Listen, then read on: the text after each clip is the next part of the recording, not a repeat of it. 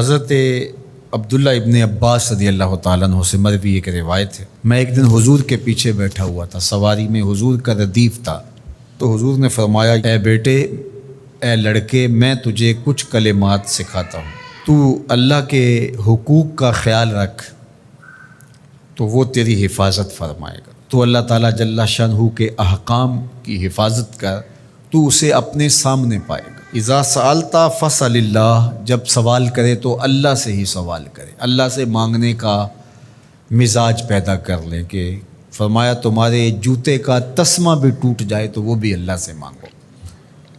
ضرور بازار میں جاؤ دکاندار سے، لیکن حقیقی طلب اللہ سے ہونی چاہیے۔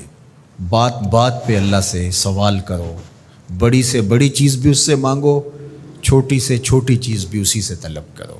ہماری ساری ضرورتوں کا کفیل ہمارا رب، ہمارا مالک ہے۔ تو دوسری نصیحت یہ کی کہ جب تو استعانت طلب کرے، مدد طلب کرے، تو اللہ سے ہی استعانت طلب کرے۔ وعلم، اور جان کہ اگر ساری امت، سارے لوگ، پوری قوم جمع ہو کے تمہیں فائدہ پہنچانے کی کوشش میں لگ جائیں تو تمہیں وہی فائدہ پہنچا سکتے ہیں جو تیرے لیے تیرے رب نے لکھا ہے۔ اور فرمایا وَإِنِ اجْتَمَعُوا عَلَىٰ أَن يَضُرُّوكَ بِشَيْءٍ، اور اگر تمہیں نقصان پہنچانے کے درپے ہو جائیں، لَمْ يَضُرُّوكَ إِلَّا بِشَيْءٍ قَدْ كَتَبَهُ اللَّهُ عَلَيْكَ، تو تجھے صرف وہی نقصان پہنچا سکتے ہیں جو اللہ نے تیرے لیے لکھا ہے۔ سارا زمانہ بھی مخالف ہو جائے، تیرا کچھ نہیں بگاڑ سکتا۔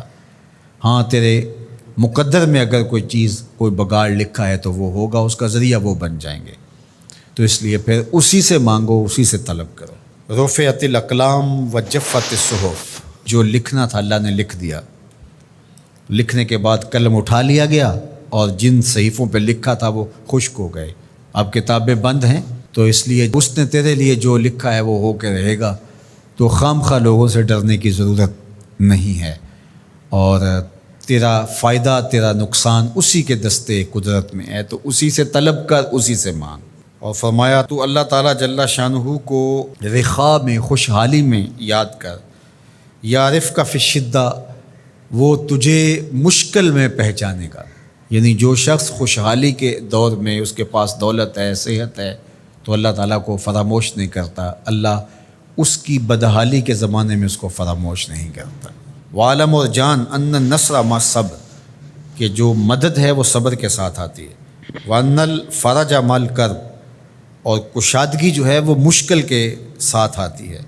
وان مع العسر یسرا، اور سہولت جو ہے وہ مشقت برداشت کرنے کے بعد آتی ہے، تنگی کے بعد فراخی آتی ہے۔ پہلو مشکل پھر تمنا، پہلو کنڈا پھر پل، شاید مگروں پہلو مکھیاں ڈس دیاں ڈنگ والیاں۔ تو یہ سب ہوتا ہے، مشکلات، تکلیفیں، آلام، مصائب، ان سب سے گزر کر کے آسانیاں آتی ہیں۔ خود حضور کی زندگی دیکھ لیجئے، مدنی زندگی مکی زندگی کے گزرنے کے بعد، طائف کے مراحل کو طے کرنے کے بعد آتی۔ تو ہم ڈائریکٹ اگر چاہیں مکی زندگی کو اختیار کیے بغیر اور طائف کی مشکلات اور سنگلاخ راستوں سے گزرے بغیر مدنی برکتیں حاصل کرنا، تو وہ نہیں پا سکتے۔ تو یہ اللہ تعالیٰ نے ایک نظام رکھا ہوا ہے۔